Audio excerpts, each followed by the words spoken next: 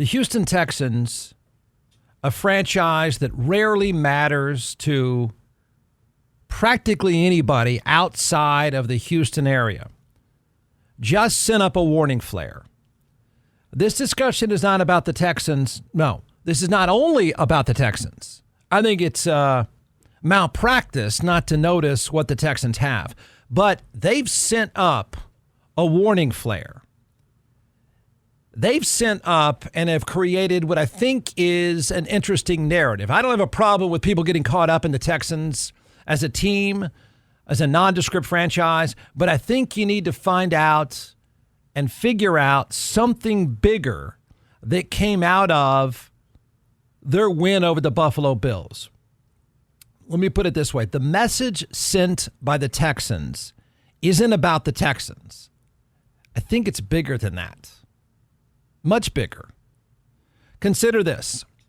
If the NFL playoffs started tomorrow, the AFC would include the Broncos, the Patriots, the Colts, Steelers, Chargers, Bills, and Jaguars. Houston is the next team in at number 8, and they actually hold a tiebreaker advantage. You would say, why does that matter, Jeff? Are we going to overanalyze the Houston Texans? No, we're not going to do that at all. Think about this. We now might have, and this is one of the great things about the NFL, it is a system built to not let you last very long. There's going to be turnover. The system demands turnover.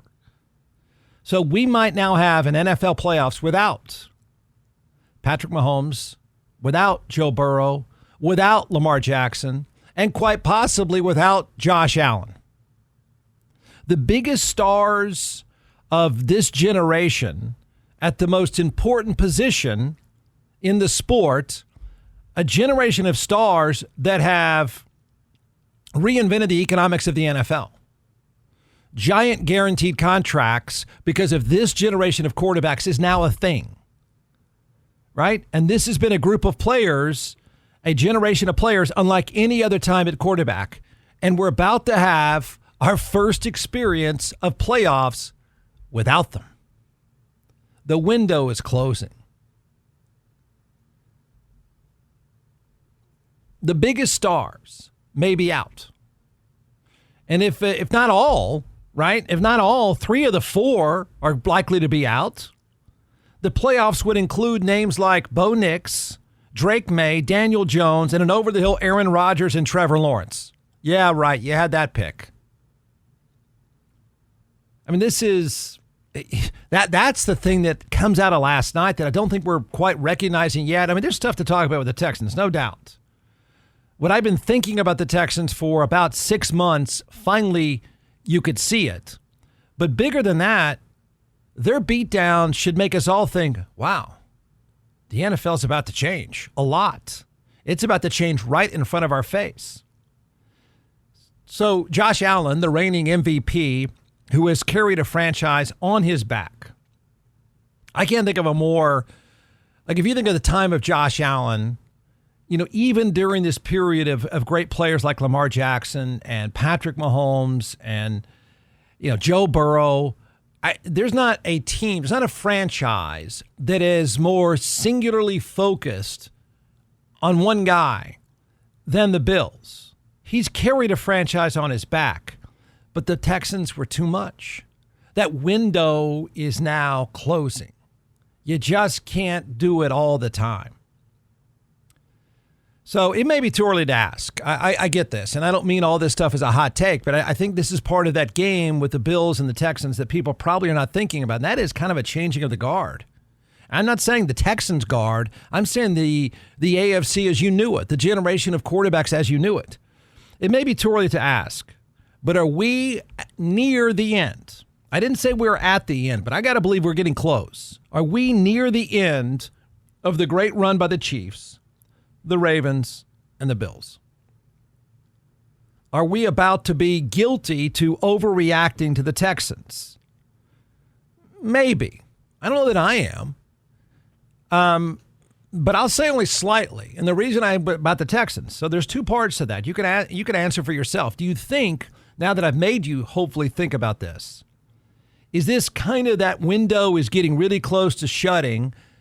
I'm not saying the Chiefs are going to be terrible, but it's a different time. The Ravens are going to be terrible, but it's a different time. The same with the Bills. You saw it. You saw how different it is, how the league's economic model is changing the sport because that's just the way it's built. So one, are we seeing that window close of this generation of players? Two, are we going to overreact to the Texans? And I'm going to say, if so, only slightly. And the reason I don't think it's completely over your skis, it's not outlandish, it's not a ridiculous hot take, and that's because the Texans joined the Denver Broncos. See, this, I know you don't like it. I know you hate to hear me say it, and I know you like to come away saying, oh, shut up, old man. But if you notice what really works in the end every single time, and that is defense. They joined the Denver Broncos as having one of the best two defenses in the NFL. And what you learned again last night, what Cowboys fans cannot stomach, that is great defense beats great offense. Every time. A great defense just shut down one of the three best offensive players of easily the last 5 to 10 years, a generational talent. So here's the other risky hot take part, I guess. That defense that the Texans have that I've been talking about now for probably about 6 months, the reason why I picked them to make the final, what would I say, final 6 or so in the AFC, it gives them a chance to beat anybody. That's the way it works with defense. That's why the Chiefs a few years ago won a Super Bowl averaging only 25 points a game. Not because Patrick Mahomes is great, because you always can count on ability to manufacture points. You just got to stop the other guys. That's why the Cowboys, no matter how great Dak Prescott is, it's a short shelf life. But when you're great at defense, you always have a chance. The Texans had 8 sacks against Buffalo. And that's not just a crazy number by itself. You got to have some context there. And that is, they didn't just have 8 sacks against the Bills. They had 8 sacks against one of the most difficult quarterbacks to sack of the past 25 years. Had they been playing against anybody else, it would have been 12 sacks. That is Superman they kept sacking. They sacked Superman 8 times. That's why I don't think you're over your skis when it comes to the Texans. The Bills, just to put it in perspective. The Bills were 4th in points per game, 29.2. Josh Allen a week ago accounted for 6 touchdowns. Houston's defense came in line with the fewest points, 16.4. It's an important number. And yards per game. Defense wins always, not some, always. The Texans are now 6-5. ESPN Analytics gives them a 35% chance to reach the playoffs. They would be the first team since, the Texans to make the playoffs at 0-3 after an 0-3 start. They get the Colts in a week and a half.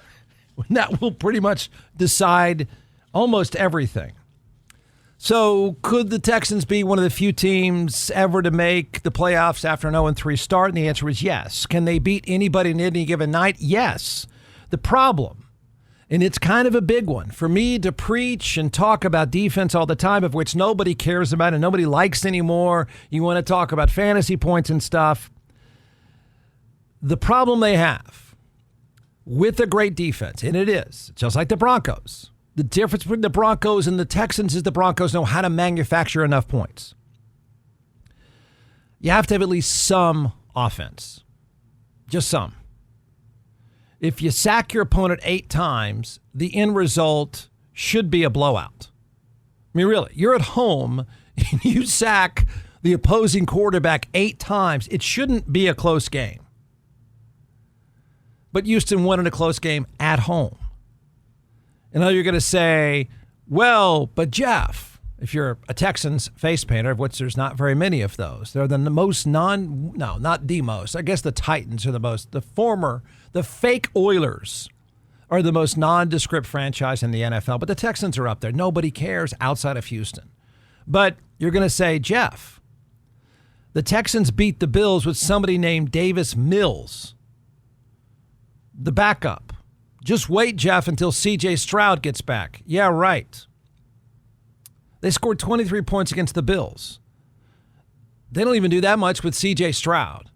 So in their 5 losses, the Texans, there's a lot to like. There's a lot to be optimistic about because whenever you're great at defense, you're always in it. There's a problem. They suck on offense. They're the reverse of the Dallas Cowboys. The Cowboys are off the charts great on offense. They absolutely suck at tackle football on defense. So it's an up and down life. In the Texans' 5 losses, they've scored 9, 19, 10, 19, and 15. If they can go out and score 20, they win. But that's a chore. That's it. You just demand of the Texans, you've got to score 20 or more, and you're going to win practically every single week. That's the magic number, 20 or more each time out. And you're a playoff team. I think we now know who they are. I think we now know the number. And the number is, right, the number to get to, you go out and score 20 or more, you're in the playoffs. In fact, when you're in the playoffs, if you score 21 or more, you might go pretty deep in the playoffs. For the Texans, it's real complicated, this football stuff, isn't it? Here's the mantra for the Texans. Just don't be awful on offense. They could be pretty bad, and they're going to be fine. You just can't be awful every single week. Okay? But to my other point, along the way, the Texans, who are now a fascinating story, even though it's not the sexiest looking football, but along the way, they've done something even bigger, I think. And this is, you can disagree with this all you want. I think it's an interesting takeaway from last night's game. Have they started to close the door on the incredible run of this generation of quarterbacks? The Chiefs, the Bills, the Ravens. Is that the big takeaway from them beating the Bills and the way they did it? Is it changing? Is it now you get the alarm that the change is happening in the NFL? You're going to see those teams start to fade and new teams will start to be created. You'll see new brands, new dominating teams. And that's what makes the NFL interesting. All right, feel free to disagree. Hey, here's a recommendation backed up by my own experience, a great experience. And that is, I've been a client of DJC Law, and I can tell you this. You're going to get 3 things with DJC Law. You'll notice it right away. The difference is you will get peace of mind. They will take care of every single detail perfectly, and you will get the result you deserve. If you're injured by the negligence of someone else, fighting with an insurance company for any reason, trust me when I tell you, you will need DJC Law. Dan Christensen and his team of attorneys have a remarkable track record. I've known Dan a long time. He's a military vet. He's board certified in civil trial law, and I've been a client. So you can trust them. You will get the result you deserve. Check out teamjustice.com, and you'll see thousands of 5-star reviews. The bottom line is, if you're in an accident, you need DJC Law. Contact them right away. 512-888-9999.